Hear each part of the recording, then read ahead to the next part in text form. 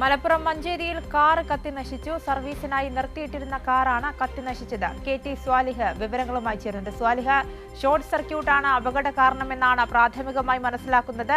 ആളപായം ഉണ്ടായിട്ടുണ്ടോ? എന്താണ് വ്യക്തമാവുന്നത്? ആര്യ, ഇന്ന് രാവിലെയോടെയാണ് സംഭവം. മലപ്പുറം മഞ്ചേരിക്കടുത്ത് സർവീസിനായി നിർത്തിയിട്ടിരുന്ന ഒരു കാറാണ് അപ്രതീക്ഷിതമായി കത്തി നശിച്ചത്. ഷോർട്ട് സർക്യൂട്ടാണ് ഈ തീപിടുത്തത്തിന്റെ ഒരു പ്രാഥമിക കാരണമെന്നാണ് വിലയിരുത്തുന്നത്. ഇത് തീപിടിക്കുമ്പോൾ സർവീസ് സെന്ററിലോ അല്ലെങ്കിൽ അതിനടുത്തോ ആളുകൾ ഉണ്ടായിരുന്നില്ല. അതുകൊണ്ടാണ് വലിയ ഒഴിവായത്.